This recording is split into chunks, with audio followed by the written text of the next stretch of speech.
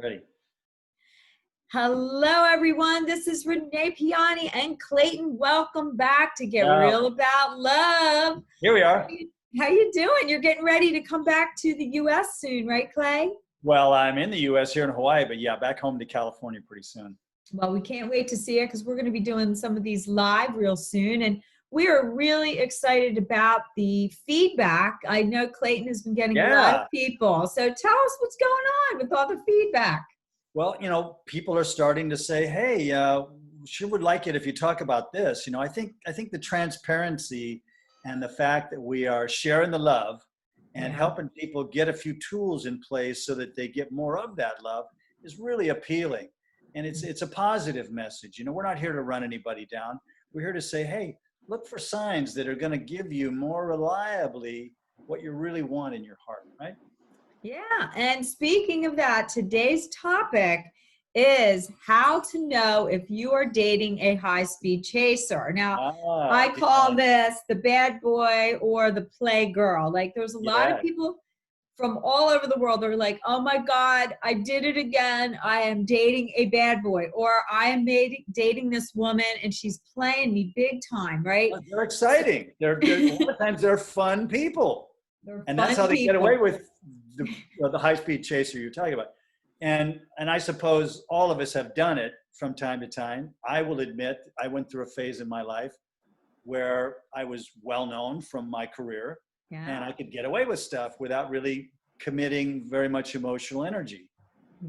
Ultimately, it wasn't really my character, but it's a phase I think that some of us pass through, especially in our youth, or when we get a head full of our own ego. Mm-hmm. Well, I always say to my clients, and it says right here, you seem to always attract people who just can't commit. They're always on the run. They're always on the, they're like, I'm over here, I'm over there. Now, when I was running speed dating, I was called a playgirl because I was running events all over the country and I was flying from city to city to do media. And people would say, well, you can be quite a playgirl, young lady. And I'd say, well, the funny thing is people would assume that me running a company where people are dating, that I'd be dating all of these people. But when you're running it, you're not really focused on that. Of course, if I did meet somebody, I'd squeeze in a date here. But I was known to be a workaholic person, and guys weren't interested in somebody that was flying around, men that were really serious. But the players were always attracted to me, the high-speed chasers, I call them. And so probably a high-flying woman. Have you ever met a playgirl? Have you ever met a playgirl that played with you? Oh, sure. I'm remembering one Russian gal that I met overseas, and it was pretty clear within a very short time what she was really interested in. I mentioned to her, would you like to come to the beach with me, next week or something like that? She said, sure, send your helicopter and, fly me down to the 5-star hotel. And I was like, okay, thank you for sharing. I think I've got your vibe. And, well, people show the signs and sometimes you don't even realize it. But sometimes they go in for the play, like they go in with all this love and all this adoration right away. It's like a hard close, like on the first or second date. And I have so many clients that call me from online dating and they talk and talk, right? And then they feel this magic and they go, I think I've met my soulmate. Then they go either fly in or the person flies them and they see each other. And then suddenly it sizzles out right away because they jumped in too soon and found out that that person had 3 or 4 other people they were doing the same thing with. And sometimes they get caught, and it is really brutal to some people. So I'm here to offer, and I know Clayton has read these, and I think that these are signs. Like if you're not listening or aware of these signs and you're involved with somebody that makes you feel doubtful about yourself, then you need to listen. So here's one. Maybe you can turn to page 60, Clayton, and I'll read one. So the first one is on page 60. They're vague and don't make solid plans ahead of time. Bad boys and playgirls use the word, I like to be spontaneous. I'm going to give you a call. So if they if you say no, that they say, oh God, just be open and be fun. So they never seem to commit. So what's the next one, Clayton? This is an important one. Well, you tell them several times that you have a special work event, a wedding, a family-related celebration coming up, and you want them to be there. However, they often don't acknowledge or remember and conveniently forget that you told them. Then they apologize with a nice dinner, flowers, and a great night of sex. Because of this, you erase the disappointment and give them the benefit of the doubt. This behavior often is repeated over and over, and you assume that they just need their space. Oh my God, don't you want to kill people that do that? I do. Well, it's extremely, manipulative. And that the spontaneous thing you spoke about earlier, I think is really telltale when they kind of use that as leverage against you. You're not a fun person if you can't just like spin on your heel, And there's a place for that, but when that's a consistent MO, and then someone is, not really honoring what's important to you in your life, you've got to ask yourself, how much do they really care about how I feel? That's the bottom line. Well, it's really important for that fix that you're looking for. Many of us say, I can deal with a high-speed chaser or a playgirl, and I'm not going to get involved. And then months later, I had so many clients, they would call me and they said, remember that guy, or remember that woman I told you I was not going to see anymore? Well, I haven't called you because I did it anyway. My little boy wanted a fix and I got my fix, and now I'm hurt and I don't know what to do. And I'm like, you got to heal this instant fix thing. That's what is happening to a lot of people. They rush into love, and it's really not a good idea.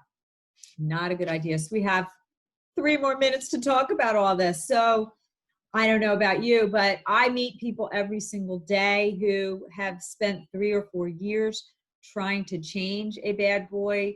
I had a girl that I met on the at the gym one New Year's Eve. Yeah, she was with a guy. She said, I've been dating him for 3 years, and it was New Year's Eve. And I said, so what are you doing tonight? And she goes, I don't know. He hasn't called yet. And I'm like, you mean you don't have New Year's Eve plans? And she said, no, well, maybe. And I said, so 3 years you've been dating him. Did he ever, has he met your parents? No. So all the signs, I was asking her all these questions, and all of them were no, no, no. Has he ever asked you for a commitment? No. How often do you sleep with him? A few nights a week. Do you see him on the weekends? No. Does he ever take you on vacation? No.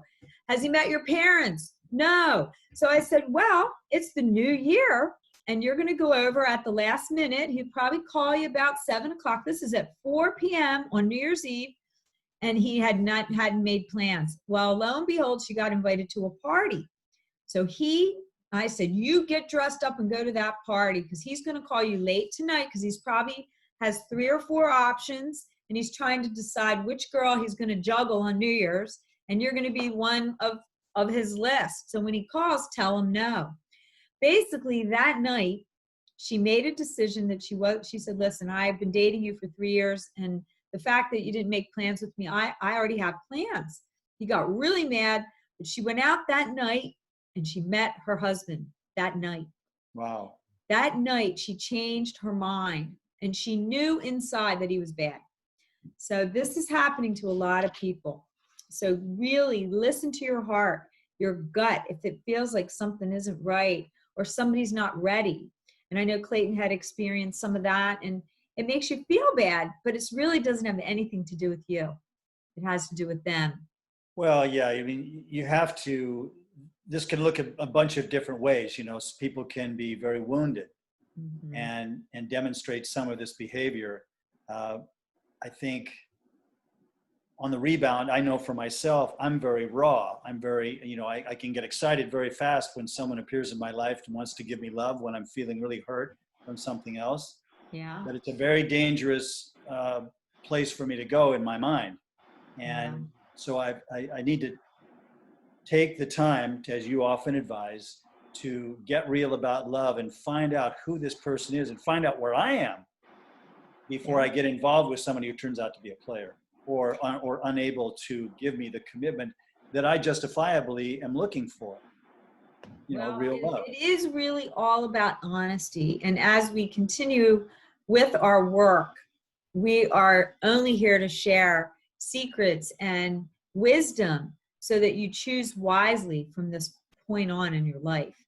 And I think that this sparkle that everybody wants to have, usually when you meet somebody that has that energy that turns you on, that sparkle isn't going to go anywhere if they really want a commitment. So a lot of women say that if they don't sleep with a man, now 3 people called me this week and told me the same story. I went out with a guy twice, 3 times, and by the 3rd date, he was expecting me to sleep with him, and I did not, and then he never called back. I said, well, lucky for you, you didn't drop your... Yeah, 3 women this week that I coached. They were very sad. They met somebody. They had the sparkle. They went on 3 dates. They kissed on the couch. The guy was trying to close the deal, on the 2nd date saying, oh, we feel this chemistry. She's like, I don't even know anything about you. Let's take our time. Let's take our time. And she didn't. And then he called and said he had a great time. They saw each other again, and he tried to lock it down again in bed, and she did not do it. And then he never called her back. He never called her back. So he was a high-speed chaser. He wanted it to make her feel that feeling, make her feel that he was ready for love, and then he backed out when she denied to make love with him when she didn't even know him. So be smart with your heart. Be smart with your heart. In the few minutes we have remaining, give guys some advice too about, because frankly, with the social media, I think it's really changed the landscape in dating. I'm noticing a lot more exhibitionism coming from women using their charms. I find rather indiscriminately, broadcasting them to potentially thousands of people, but primarily targeted to men to get their kind of fix. So there's a lot of women are doing this now too. I suppose, birth control makes them just about as equal with men if they want to have that kind of short-term thrill-seeking relationship. Do you agree? Is that your experience? Well, in my experience, when people are breaking up, sometimes people go right out to get a fix, to cut off the energy from their past. And they'll call me and say, my friends have advised me to go right out and date. And I said, well, there's a difference between dating and then going out and getting laid. I mean, people will say, well, I'm going to go out and get laid. And I'm like, well, what is that really going to do for you to meet a stranger? Just reach for that thrill as opposed to get to know somebody. That's right. And they say, well, it's going to break the bond that I have with this person. And I said, well, if you're still hurting over it, it could make it worse, because you're then, after you've had this, sacred time with someone that you thought was special, and then all of a sudden they weren't ready and you get hurt, the easiest thing for most people to do is to go get laid, right? Or go get a fix from, distract yourself. Yeah. I call it get juice from men. Now, there's nothing wrong with flirting. There's nothing wrong with going out and maybe drinking and partying and flirting. But if you start to just have sex with people just to numb your pain, I often find that the people feel worse in the long run. Now, some people, you feel worse. I think it really came down to, the little emotional guy that lives inside of me. If I'm doing that kind of behavior, I'm throwing him under the bus because he really wants to feel something beautiful. Yeah. And that takes time to grow. And if I'm having those kind of short-term relationships, I'm ignoring a whole part of myself that really doesn't get to come to the party. Yeah. And that's not sustainable in me for very long. But if each person could hear what he just said, and this is kind of important as we wrap this up, is that we all have a little girl and a little boy inside of us all. Sure. And when you're hurt, you will do anything to get that fix. And you don't have your mommy to go to. So you have to parent yourself so that you don't go out and repeat the same things over and over. Well, you get into an addictive pattern of thrill seeking that doesn't feed a major part of you that's hungry. Yeah. And it causes more pain in the long run. So as we wind up this segment of Get Real About Love, I hope that if you have experienced this, that you'll be gentle with your heart and you'll take time to reflect on how important your gift of giving your heart to somebody too soon can cause more damage than good. So it's not going to go anywhere. The love won't go anywhere. You're not going to lose anything over it. So just watch your heart and make sure that you get real with yourself. And I we highly are recommend. going to be giving you a few more tips in just a moment. Okay. I highly recommend reading this section of the book so you really have your tools in place to spot someone who's just a player, or someone who's really deeply wounded and not able to give what you really clearly know you want in a relationship. And that doesn't make them bad. It just makes you take a cautionary stance about how much of your heart you give to that situation. Well, I have to say, Clay, I'm so appreciative of your raw, real, insights, from a celebrity standpoint. I know that a lot of people feel that celebrities have it made, that they can just go and just pick up anybody that they want. And it's probably true. But in the long run, wouldn't you say that you could have left a few broken hearts behind? Oh, I'm sure that I have. Like I said, when I first started traveling after the soap opera that I did was quite popular internationally, it was, a bit like a kid in a candy store. But actually, I had the opposite experience when I first went to Italy, for example. Mm-hmm. I couldn't walk on the street. And I don't say that with ego so much as it was I was like a deer in the headlights. I had no idea if I had a real friend. It seemed like Wow. everybody just wanted to have a little juice from you, or they wanted to use you to entertain their friends, or, so I felt like a dancing bear at many of the events I went to, because I was this center of attention that nobody knew who I really was. Isn't So that there was that little interesting? guy inside that was really suffering.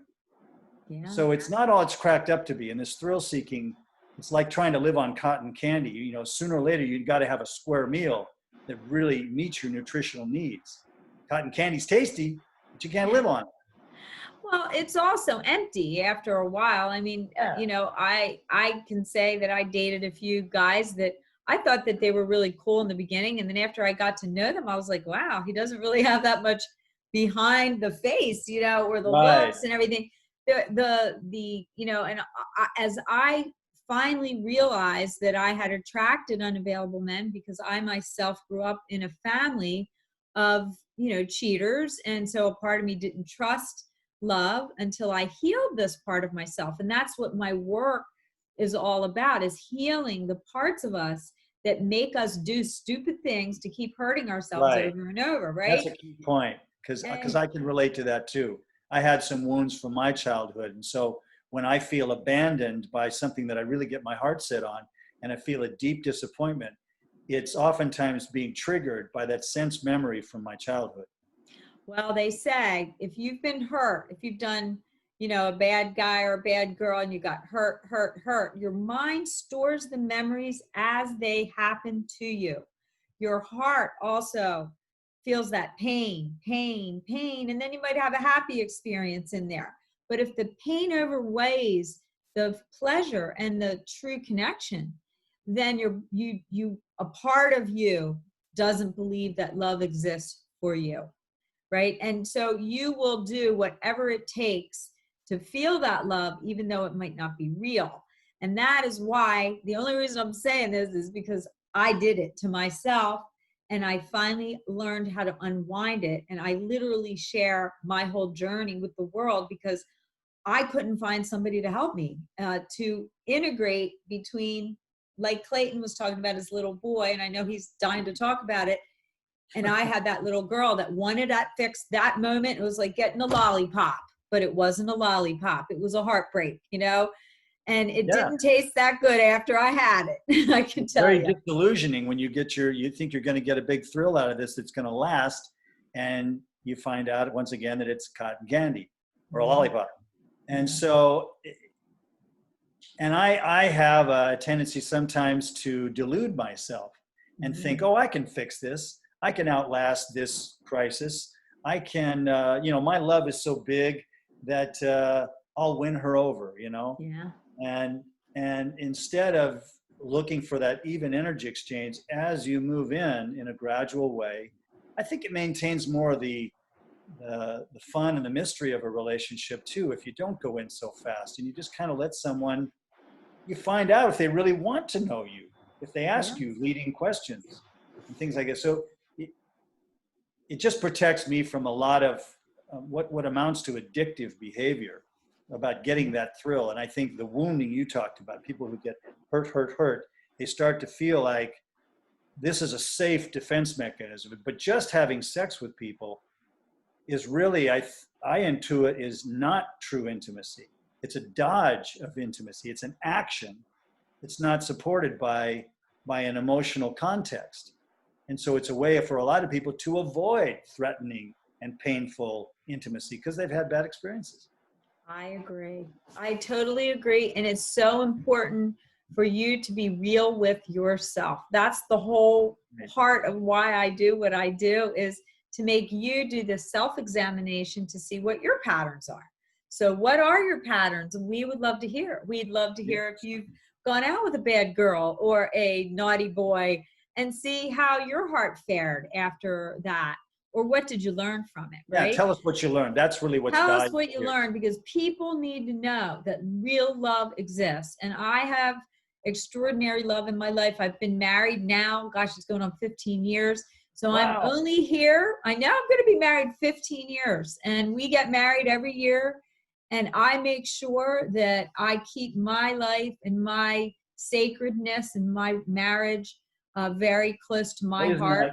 Isn't that beautiful? I know we got to wrap this up, but the next one, I want to hear a lot more about how that whole thing went down after you were kind of had that bad girl reputation, right? I did. People used to call me a man eater because I really didn't hurt anyone. I wouldn't let people close to me. I would hurt people by pulling them in with my bubbliness and then saying, you know, I just don't trust. I can relate to that. My lack of trust was what caused me to wait until I was in my 40s to get married. So now you're adding up the years, and I'm not going to say how old I am, but I'm trying to help people that are either going through a shit storm or a divorce or a breakup, not waste years of their life trying to get over it. We need it, this whole COVID thing, and it's added a whole new dimension to dating in the first place. I mean, you can't just jump into bed with somebody. It's taken on it. You take your life in your hands potentially. So it's going to be a very interesting time that we are stepping into with this kind of advice, and I hope that it's going to reach some more receptive ears, shall we say. Yeah. So we are only here to spread love. We hope you enjoyed this. We love to hear from you. I'm letting all of Clayton's Italian fans, we are transcribing the book into Italian, and very soon we're going to be offering a free first couple chapters of the book so you can see if it's interpreted properly. You want me to say something in Italian at the end here? Yes, tell the ones of the Italians that we're doing this for them, right? Per favore, nostra audienza italiano, se hai sfruttato questo bel video con Renee, ti piacerebbe commentare o fare una domanda, lascialo a mia Clayton Norcross.official sull'Instagram, ok? Yes. So be kind to your heart. If you've dated a bad girl or a naughty boy, just remember the memory and move on. It's not worth ruminating over anymore. People stay hooked on all that for years, and life is too short. Pick up the book, show them the book. Get Real About Love on Amazon, and it will change your life. I promise you, if I had only had somebody be real with me the way that I'm being real with you, real with Clayton, and thousands of people around the world that have gotten married after saying, I am done with love. You can't let one or two or three people in your past make you make such a definite decision. You have to say, no, I'm going to learn the lessons and find true love. And believe me, it was well worth it. It was well worth it, but it is work. So inner work that everyone needs to do. It's discipline. So Clayton, thank you for sharing your beautiful heart with all of these people worldwide. And we will be back next week with more tips, and we hope to hear from you. Ciao tutti. Bye-bye. Big love. Hold on to that heart. We'll talk to you soon.